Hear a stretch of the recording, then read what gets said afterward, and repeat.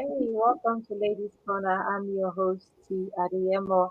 So we have an amazing woman all the way from Calgary joining us.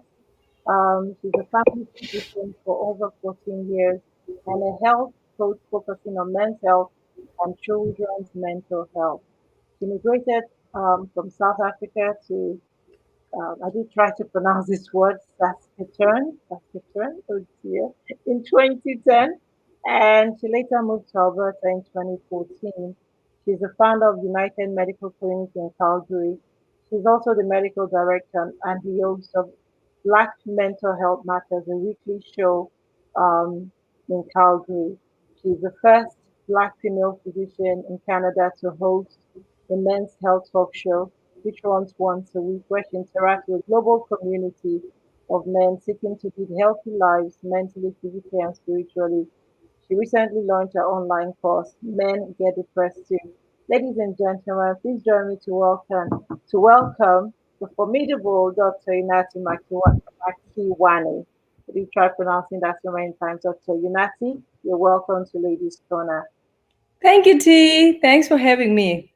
Oh, you're welcome. I want to focus tonight on what you do with men, and I understand that men are from Mars and women are from Jupiter. Why do we need to talk about these creatures from Mars at all?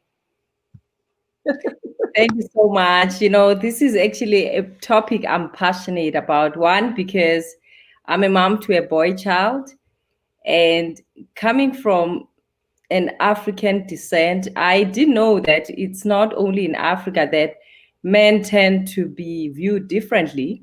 And 10 years later, I'm in Canada, and I do see men sometimes, even the way they view themselves in terms of mental health, they're scared to come and talk about it. As a family dog, we see men probably after a year of struggling with mental health.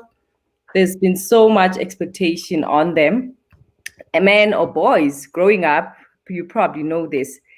They were expected to be strong, to show up as these strong creatures who can be anything. And girls are always perceived to be soft. And, things are evolving now. So it's like that too in this culture. Boys, they were also expected to be strong. And that's why we see a lot of them going to the war. They are soldiers, and they go and fight for Canada's peace and all that stuff, right? So it goes back to that history, really. So we notice that, in general, there's more suicides committed by men. And there's even not even mental health.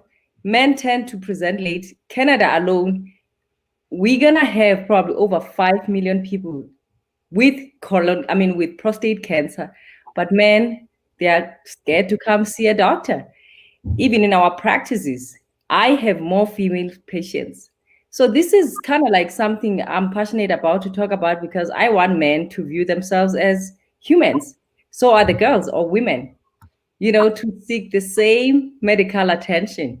Yeah, Same with mental health. I don't have a problem with talking about men.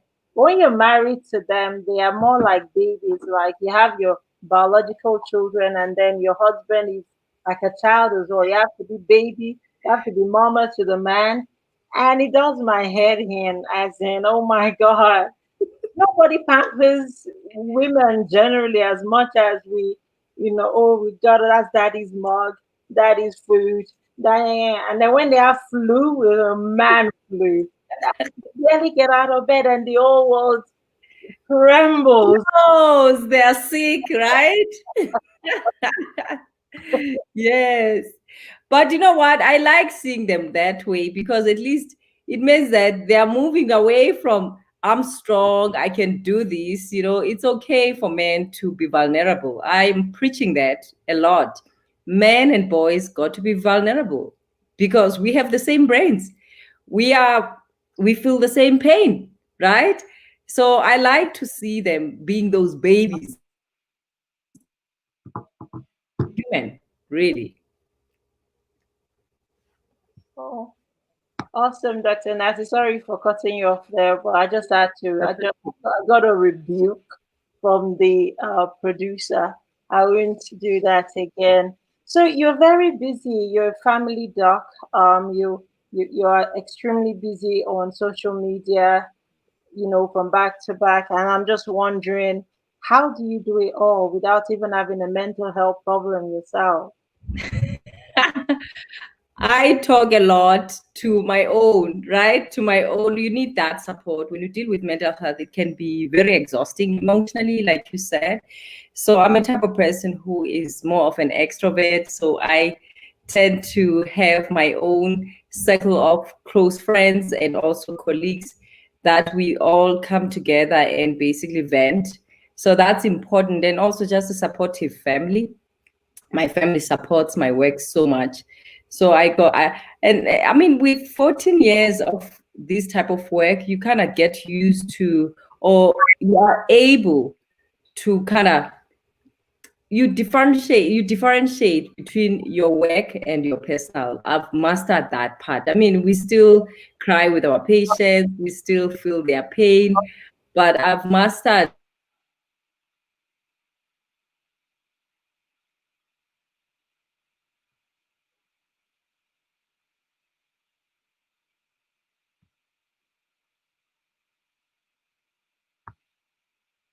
Apologies there. I'm not quite sure what's going on with Dr. Inati's um, connection.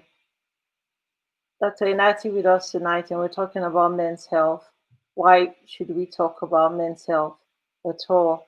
And she's there describing how busy her life is and how she lets off by talking to people. She's a spontaneous person, but we find she's very passionate about men's health. If you go through her social media profile, she's done a lot of work on depression, on colon cancer, on prostate cancer, on advocacy, on advocacy generally, in terms of men's health. And what she was trying to say there is men are important. Away with these stereotypes, and men are macho, men are like the hawk, men are all this other stuff. The men basically human beings. We need just to do better getting them to come out, and we know this in the society because there are so many charities for women and children, but very rarely would you find anybody advocating for men. And men need, support. But sometimes you find men who are on the other side of domestic abuse. They are not the abuser; they're the ones being abused. You find men who are homeless. You find men who struggle with addiction. So we need support for our men. I think Dr. Unati will soon come back to us. We're waiting for her.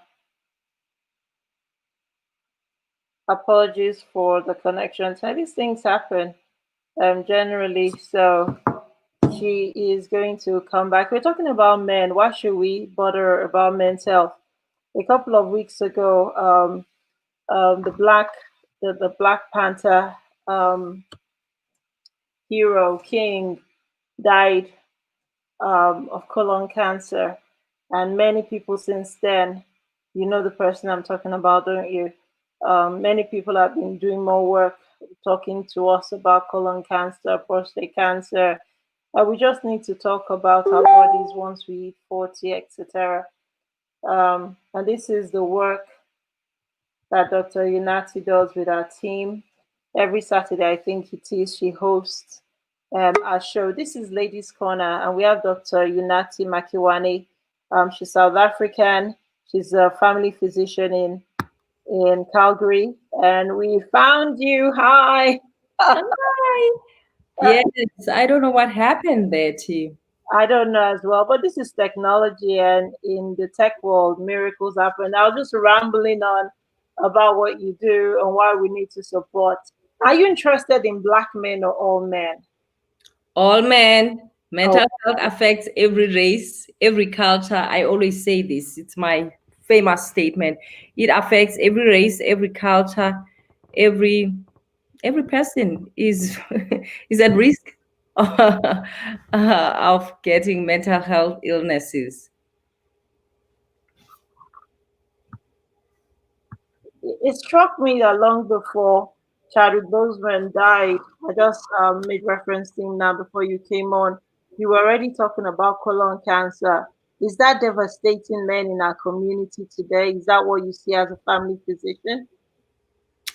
Just in general, I mean, men, they tend to be diagnosed late because, again, we don't see a lot of men in general coming for physicals. I mean, things are improving, but we tend to see end stage.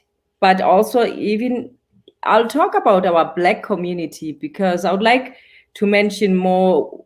Immigrants tend to come to Canada or any other country, America, Europe. It's basically the same thing.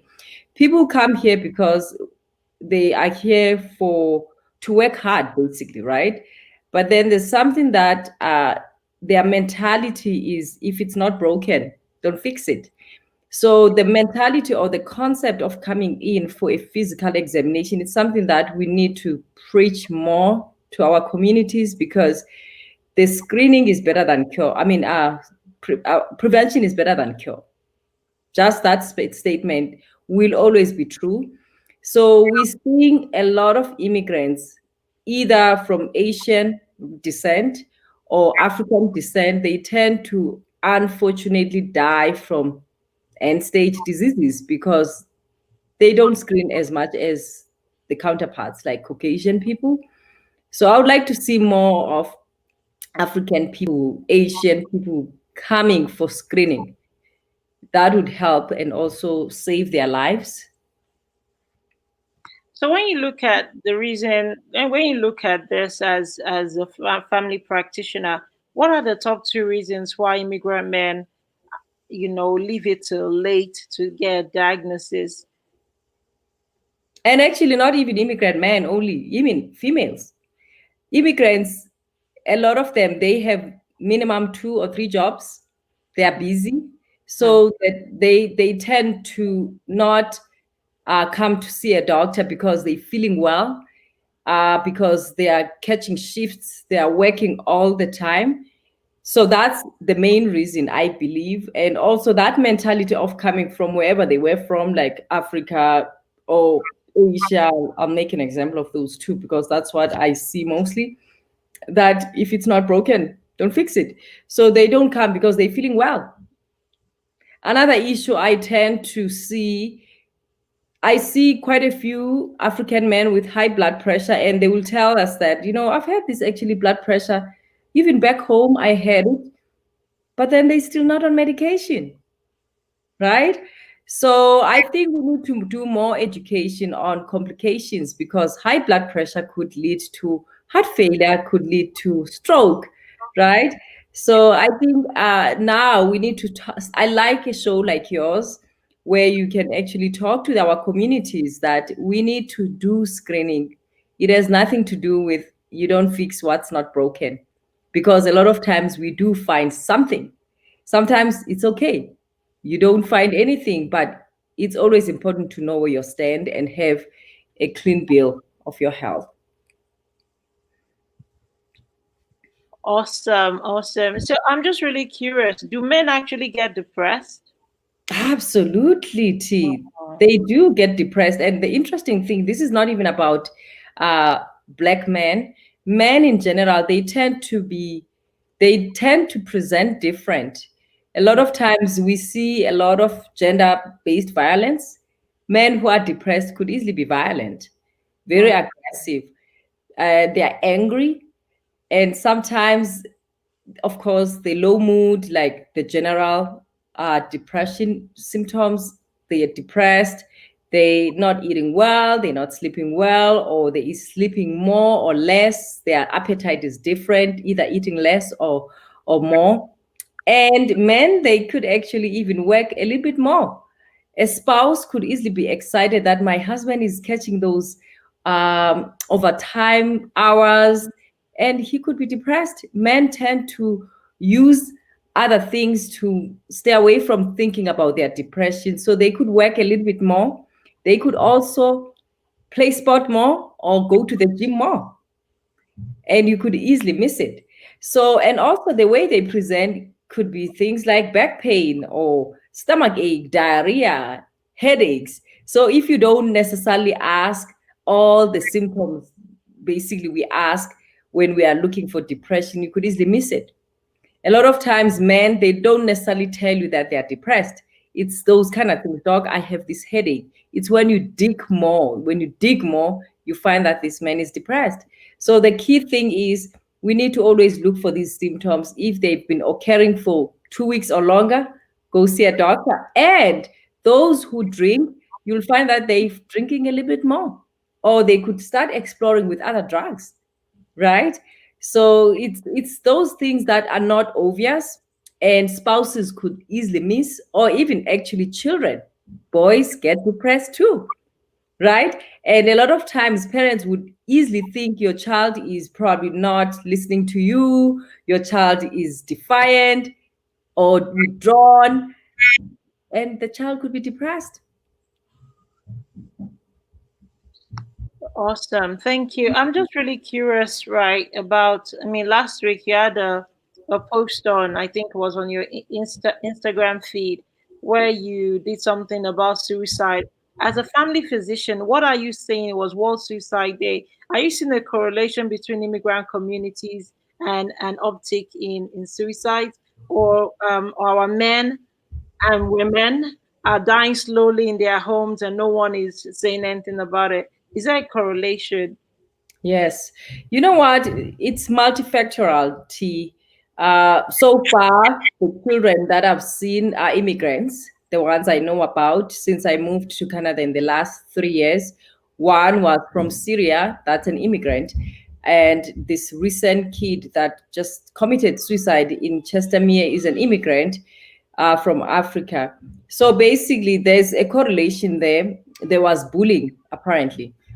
So bullying is a major thing. There's a lot of things that happen there, not necessarily only the people from the African descent are bullied, but bullying plays a major role. Men and women, I'm not sure of the stats. I've never heard of any stats on them, but I know that the isolation, being away from the culture you are used to, and again, I mentioned that immigrants tend to work and work and work and work. It can be lonely, right? And the weather in Canada, no one really gets used to this, and just the difference in the culture itself. So if people have not really warmed up or maybe gotten used to the culture here, it can be very lonesome. So a lot of times men or women are depressed, but in silence. They're not talking about it. And again, remember, we'll talk about people from Africa here. In the African countries, no one talks about depression. It's only now, we thank God that something like COVID-19 happened. And now we're starting to see actually a person I work with on my shows. He showed me a picture of someone who committed suicide in his country in Ghana. So people now are starting to talk about this because now we are forced to talk about it because people are feeling helpless, right? So we do see, it's just that we don't get to see or get to do the stats in the immigrants in Canada because people don't come. People are scared to talk about this. Mm. Men and women equally, right? People, they still feel it's showing weakness or life has defeated you. So I'm really concerned about that because, again, things like medical conditions like hypothyroidism, if you have a low functioning thyroid, you could get depressed, or you have a new diagnosis of cancer, or even you are a spouse, because we tend to forget about the health, the caregivers. You could be a spouse struggling with depression because your spouse is dying or is diagnosed with cancer, right? But then people don't necessarily come see their doctors. Yes, we do see people from Africa being on antidepressant, which I find it's good that they are able to eventually come see their doctor to discuss such issues. Awesome. Matha Fox here has just asked. She did her first colon cleansing. Well done, Matha. That's awesome. In light of what happened to Mr. Bozeman, would you encourage, someone else has asked, what is the best colon cleanse? Should we all be cleansing our colons, and how can we get this done? In Edmonton or in Calgary, wherever it is we are. Okay, so I'm going to talk about this cleanse because I know that a lot of times people think when you are cleansing, then you are good. First of all, in medicine, we do not necessarily say cleansing is what you need to do to keep your colon clean. What we encourage as a rule in medicine and living healthily is choosing right with your diet. So we don't necessarily prescribe anything that tea, this is your cleanse, go get this from your pharmacy. We don't have such. We do encourage people to definitely eat healthy, drink lots of water. That's cleansing to me. Eat lots of fruit and vegetables. That's cleansing, because sometimes I know that coming from Africa, people will use all sorts of things, and some people even use herbal stuff that could unfortunately affect their electrolytes. You know, so there's few things that people need to pay attention to. Cleansing, it's not something we necessarily say go and cleanse, you're good to go. Cleansing to me is living your life healthy by drinking lots of water. What is drinking lots of water? One is you basically drink up to 3 liters if you are healthy and you do not have a heart failure, because if you have heart disease, you cannot overload yourself with fluid. That's number one. Eating fruits and vegetables, right? Things like celery, they're good for your colon, right? Like vegetables, greens, they're good for your colon. So as physicians, we don't necessarily have anything prescribed to say go and get ABCD for cleanse, other than you do your diet. I've never cleansed, and as far as I know, my colon is healthy because I do what I need to do. I drink enough water, I exercise, I eat healthy, my fruit and vegetables. That's cleansing. That's the natural way of cleansing. And screening. So to go back to what you mentioned about Bozeman, he was such an unfortunate person because he was young when he was diagnosed. I mean, he died at 43, right? So obviously he was diagnosed with cancer 4 years ago in his 30s. Most likely he could have had a genetic colon cancer, meaning maybe an uncle or a parent had colon cancer. But here's the interesting thing. Colon cancer, 95% of colon cancers are sporadic, meaning they're environmental. It's what we eat.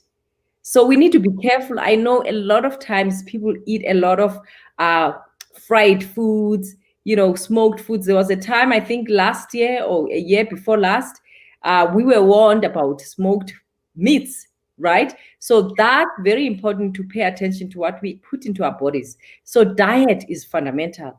So we need to pay attention to high fat animal fat. That is our enemy. So more greens and white meats like chicken or fish, more healthy.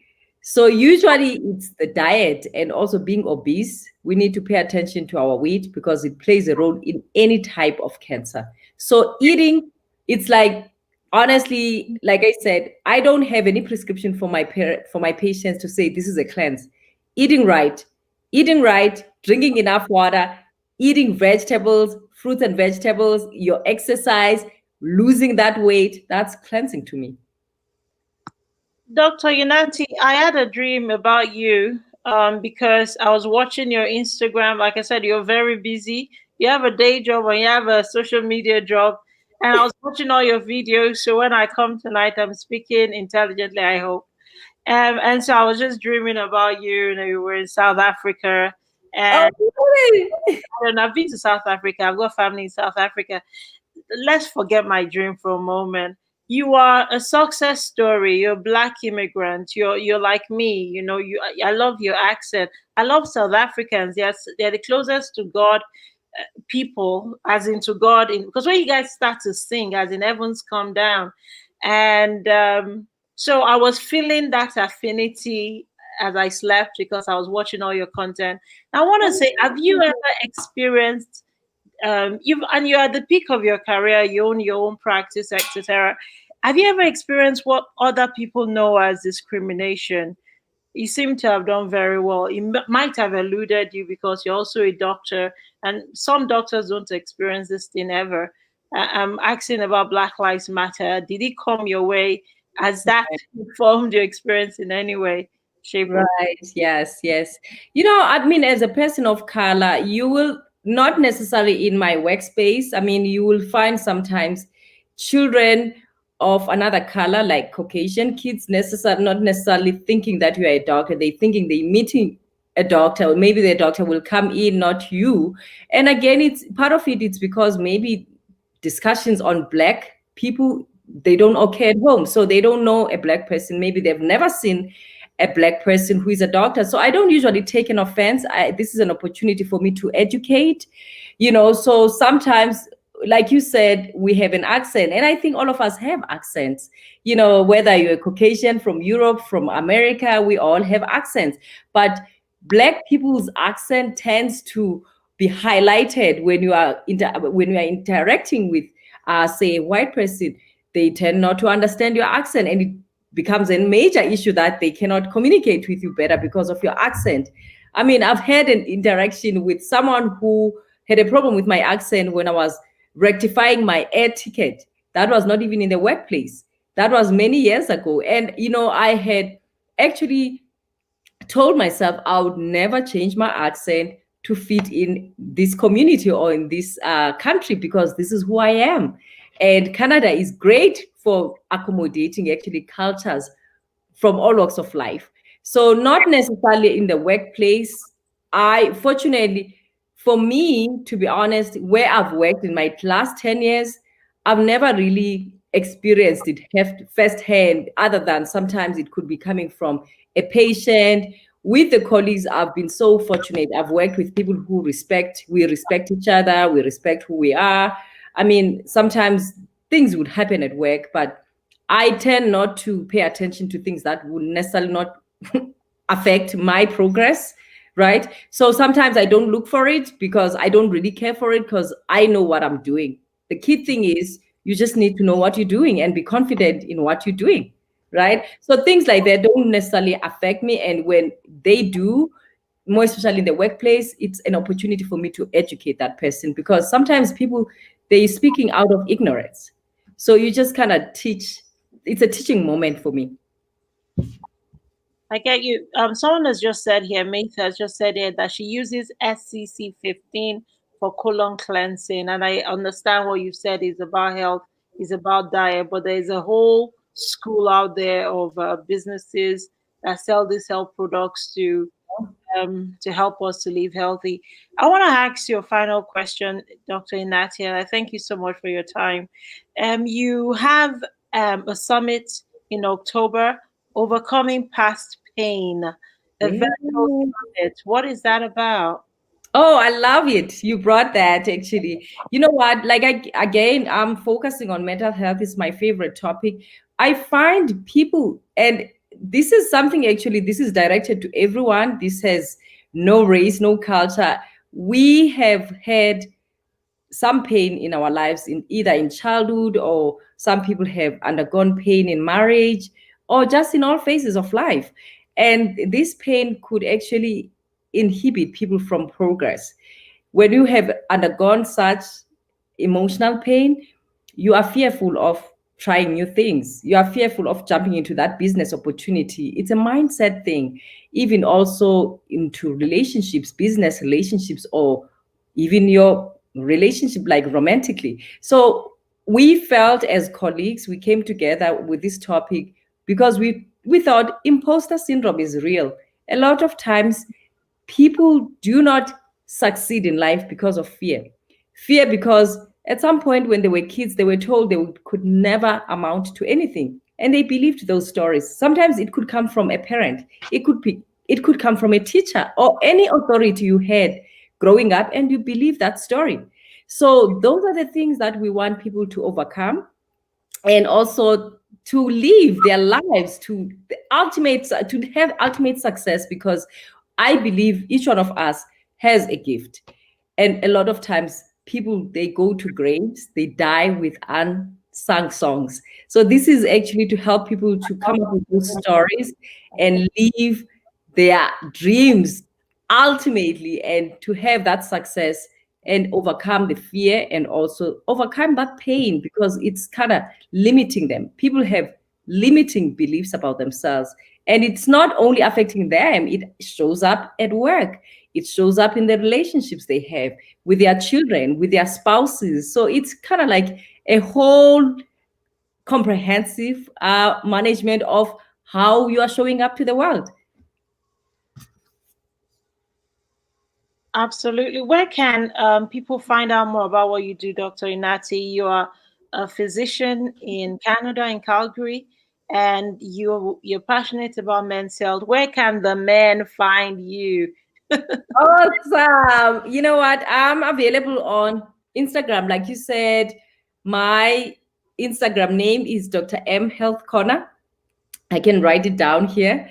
And also, if people are in Calgary, my clinic name is United Medical Clinic. But if you go on my Instagram, Dr. M Health Corner, I have my link tree there, my landing page. It shows everything I do, so people could reach me there. And there is my telephone numbers for work, or my emails are available there. I'll be happy to help anyone. And I do private sessions other than my. Thank you so much. Yes, it's Dr. M Health Corner. Other than my clinic, I do private work like the online course I just created. I have group of men who are doing one-on-one. After they've done the course, they want to do one-on-one sessions. So I have that too. So people could just go on my Instagram to find me. And before you go, could you say something encouraging to our read? And usually it's some wisdom, some nuggets you found from a book, a poem, or something your nana told you. Could you please leave us with a nugget? Thank you so much, T. Live your dreams. Do not be fearful of anyone or of anything.